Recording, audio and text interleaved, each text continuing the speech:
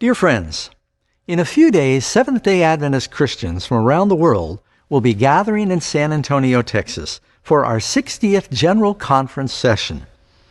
During these historic meetings, delegates will be considering a number of key issues, and probably the most notable will be the subject of women's ordination. How we vote on this important doctrine will no doubt have a profound impact on the mission, theology, and unity of the Adventist Church for years to come. We certainly need to pray. But first, let me say I believe we should be doing much more to empower women to use their unique gifts in a broad spectrum of ministry. The Church also needs to offer an educational track with full-time employment opportunities for women that will commit their lives to sharing the gospel. But this, of course, must be done in a way that respects the clear Bible distinctions regarding the roles of men and women in ministry. We need to remain faithful to the Scriptures, especially now, as we're meeting in the shadow of a culture that is clamoring for same-sex marriage.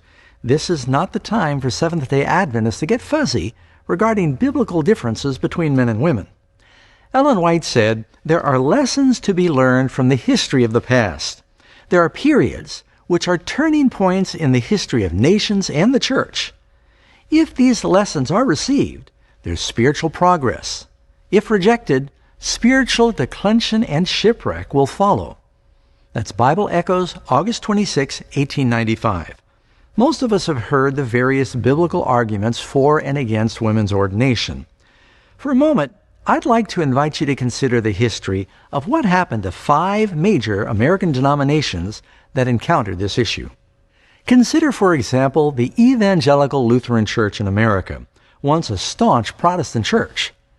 The ELCA, the largest Lutheran body in the USA, began ordaining women in 1970.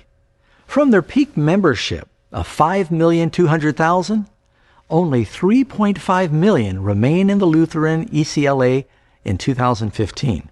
In all, this is a staggering loss of over 1.7 million members, or 30% of their membership. According to data from the Barna Group, from 2004 to 2010, Sunday school attendance fell nearly 40% among evangelical Lutheran churches in America. Today, the Evangelical Lutheran Church is run by a female bishop, and they support same-sex marriage. Not to mention they've experienced serious internal division. One reason that was noted for the decline was that as women pastors took over the various churches, it seemed like the men became disengaged. Now consider for a moment the United Methodist Church. On May 4, 1956, in Minneapolis, Minnesota, the General Conference of the Methodist Church approved full clergy rights for women. Since then, they've also experienced a catastrophic deterioration in membership. At the 2012 General Conference meeting, Reverend Adam Hamilton told the full body, "At the current rate of decline, in the last 5 years, we have less than 50 years of the United Methodist Church in the United States." Methodism in the U.S. has lost over 4.5 million members, declining every year since 1964. Today, the United Methodist Church accepts same-sex marriage, and they have experienced major divisions and a virtual exodus of congregations from the denomination. What about the Presbyterian Church USA? Well, they began ordaining women in 1959, urging that it would help them grow their church. In 60 years, the church has declined by over 55%. The PC USA now reports 1.8 million members, and that's less than half of its peak membership of 4.25 million, and down 1.95 million from what they had in 2011. In the last 10 years, their membership has declined by 500,000. In 2010, the Presbyterian Church began ordaining homosexual clergy. Several groups have broken away and formed new Presbyterian denominations. What about the USA Episcopal or Anglican Church? Well, they began ordaining without regard to gender in 1976. Since then, they have experienced a precipitous decline in both baptized members and average weekly attendance. According to the Christian Post Reporter, in 2010, the TEC membership in the United States dipped below the 2 million mark, which is far below its peak membership of approximately 3.6 million in 1966. The Episcopal Church began ordaining homosexual clergy in 2009. Thousands of members have now divided from the USA Anglican Church and formed a new denomination. During the same time that other denominations were ordaining women, the Southern Baptist churches, or some of them, began to lobby for women's ordination, and some began to independently allow the practice. But then Baptist leaders brought the matter to their 1984 convention in Kansas City. After much vigorous debate, the Southern Baptist Church voted to do more to empower women for ministry while maintaining the Bible mandate that only men should be ordained as pastors. Southern Baptists currently do not endorse same-sex marriage, or do they allow homosexual clergy to lead their congregations. In the 20 years following this decision, the Southern Baptist membership climbed to over 16 million members, and today they remain the largest Protestant church in North America.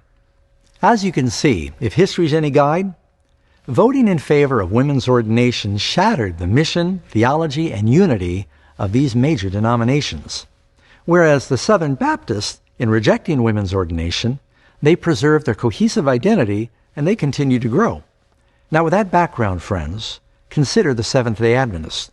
In 1863, we were organized formally as a denomination. In the following years to the present, we have climbed to over 18 million members. And now we are at the same crossroads as these other major denominations. What will we do? What we decide regarding the ordination question is going to make a big difference in the future growth, mission, unity, and theology of the Seventh-day Adventist movement. Over 40 years ago, I was a very confused young man trying to figure out what the purpose of life was, and I was wandering around the country searching, studying. I ultimately ended up living in a cave way up in these remote desert mountains. But God in His providence arranged where somebody had left a Bible in the cave. And after reading the Bible, I accepted Jesus. But then I was faced with another problem. There's so many Christian churches. What's the truth? For the next 2 years, I began to study with all of my heart many different denominations, and I believe there are good Christians in many different churches. But after careful study, I became convinced that the Seventh-day Adventist Church is the remnant church of Bible prophecy. And I was so convinced that for the last 30 years, I've been involved full-time in doing public evangelism all over the world. And we have a beautiful movement where people believe the same thing all over the world. My heart is aching right now with the concept that we may vote to allow different divisions and different churches to practice different theology. This is going to be very confusing for evangelists that are inviting people to join the church, trying to explain why one church believes one thing and another church believes something entirely different.